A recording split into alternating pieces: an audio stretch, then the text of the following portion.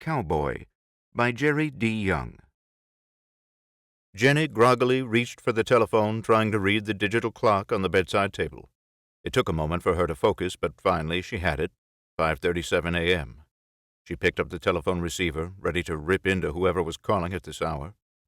But when she heard the only words spoken, she was suddenly wide awake. 6 lanterns. And the phone clicked. It was enough message for Jenny to activate her emergency evacuation plan.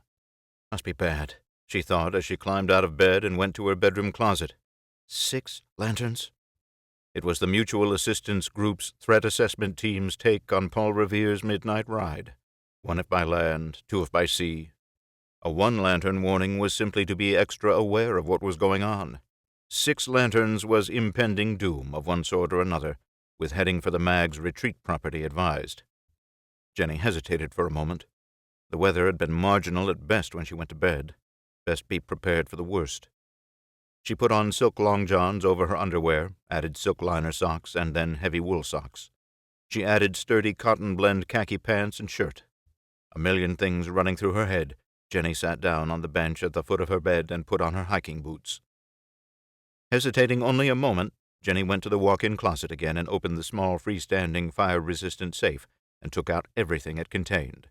Her grandfather's pair of old Walther PPK 380 ACP pistols. One was in a small-of-the-back paddle holster. The other was in an ankle holster. She set them on the bed for a moment. There were 12 loaded spare magazines for the PPKs, 4 of them in 2 panel-style 2-magazine pouches, 2 in an ankle double-magazine pouch, plus 6 without pouches. They also went onto the bed. She opened 1 tube of gold American Eagle 1/10-ounce gold coins, and after taking off her Orvis leather pants belt with the hidden zipper, thumbed the gold coins into the hidden compartment, zipped it up, and put the belt back through the belt loops of her pants. Another tube of 1/10-ounce gold Eagles, 2 tubes of pre-1965 silver dimes, 2 tubes of pre-1965 silver quarters, and 1 tube of silver Eagle 1-ounce rounds went onto the bed.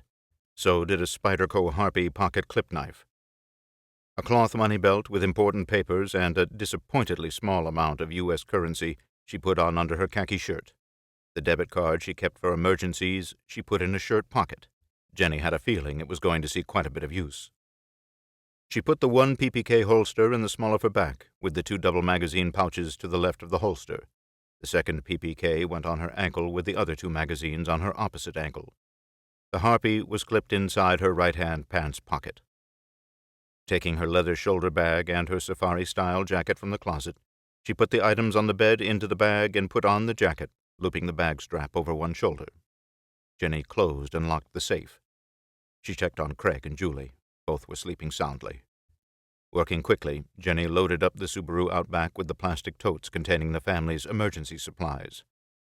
She took a pair of empty totes and emptied the refrigerator into them and added both to the others in the Subaru.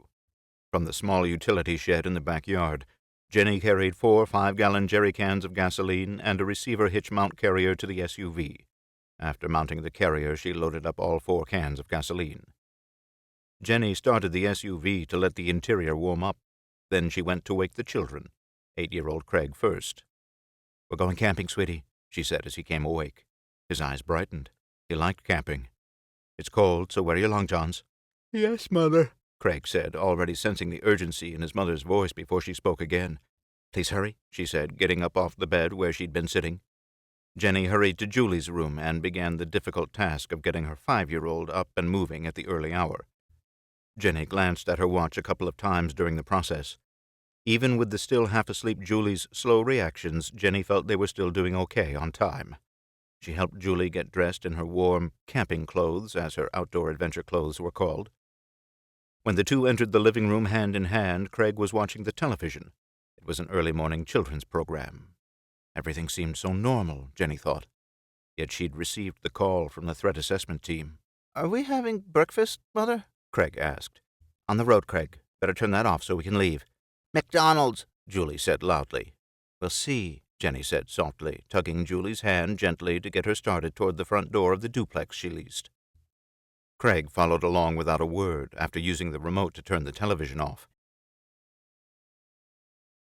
You have been listening to an audiobook excerpt from Cowboy by Jerry D. Young.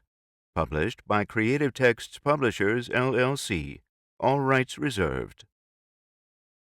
Visit our Creative Texts website at www.creativetext.com to check out all of the other great authors and titles available from the Creative Texts catalog.